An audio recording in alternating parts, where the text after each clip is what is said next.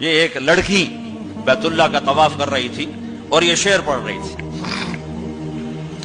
اذا شد شوقی ہام قلبی بذکرہ وان رمت قربا من حبیبی تقربا.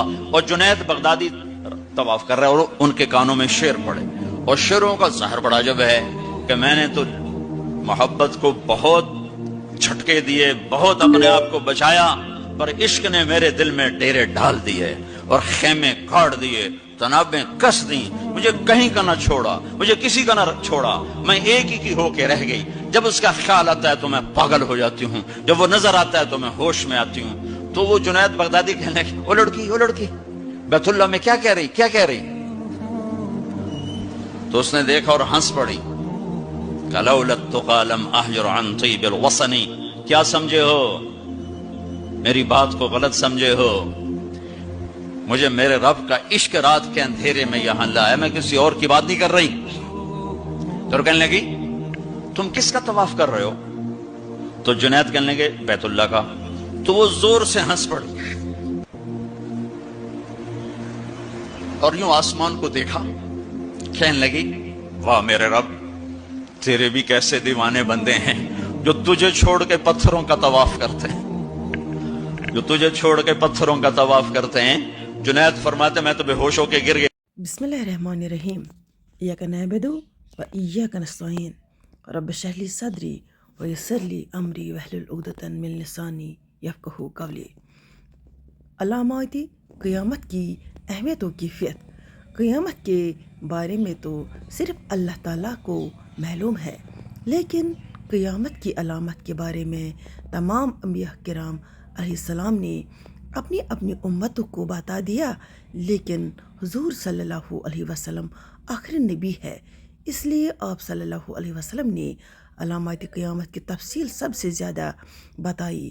اس بارے میں صحیح مسلم کی روایت ہے کہ حضرت ابو زید رضی اللہ تعالیٰ عنہ فرماتے ہیں کہ رسول صلی اللہ علیہ وسلم نے ہم کو فجر کی نماز پڑھائی اور ممبر پر چڑھ کر ہمارے سامنے خطبہ دیا، یہاں تک کہ ظہر کی نماز کا وقت ہو گیا. پس آپ صلی اللہ علیہ وسلم نے اتر کر نماز پڑھی، پھر ممبر پر تشریف لے گئے اور ہمیں خطبہ دیتے رہے یہاں تک کہ عصر کا وقت ہو گیا. آپ صلی اللہ علیہ وسلم نے اتر کر نماز پڑھی اور پھر ممبر پر تشریف لے گئے اور ہمیں خطبہ دیتے رہے یہاں تک کہ آفتاب غروب ہو گیا. پس آپ صلی اللہ علیہ وسلم نے ہمیں ان واقعات کی خبر دی جو ہو چکے اور جو آئندہ ہونے والے ہیں. پس ہم میں سے جس کا حافظ زیادہ قوی تھا وہی ان واقعات کو زیادہ جاننے والا ہے. علامات قیامت کا جائزہ لیا جائے تو معلوم ہوتا ہے کہ بعد اوقات کی تفصیل میں چھوٹی چھوٹی چیزوں کی نشاندہی کی گئی ہے، جیسے فتنہ دجال، حضرت عیسیٰ علیہ السلام کا حلیہ مبارک وغیرہ وغیرہ شامل ہے. اور جب جن کا مطالعہ شروع کیا جائے تو محسوس ہونے لگتا ہے کہ ساری واقعات کی کڑیاں ملا کر زمانہ قیامت کے بارے میں جان سکے گا، مگر ایسا نہیں ہے، کیونکہ بہت سی علامتوں میں ترتیب کا ادراک نہیں ہوتا کہ کون سا واقعہ پہلے اور کون سا واقعہ بعد میں ہوگا، اور ان واقعوں کے درمیان کتنے زمانے کا فیصلہ ہوگا. حضرت علامہ شبیر احمد عثمانی تفسیر میں لکھتے ہیں کہ آپ صلی اللہ علیہ وسلم کا کام قیامت کی خبر سنا کر لوگوں کو ڈرا دینا ہے. اب جس کے دل میں اپنے انجام کی فکر سے کچھ خوف ہوگا تو وہ سن کر ڈرے گا اور ڈر کر تیاری کرے گا.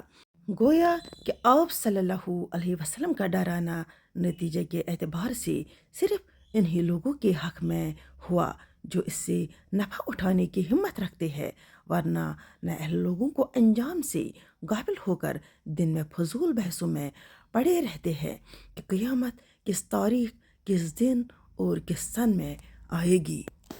سورہ اعراف آیات نمبر 187 میں اللہ تعالیٰ فرماتے ہیں کہ ترجمہ: یہ لوگ آپ صلی اللہ علیہ وسلم سے قیامت کے بارے میں پوچھتے ہیں کہ وہ کب واقع ہوگی، تو آپ فرما دے کہ اس کا علم صرف میرے رب کے پاس ہے، اس کے وقت پر اس کو اللہ تعالیٰ کے سوا کوئی اور ظاہر نہ کرے گا۔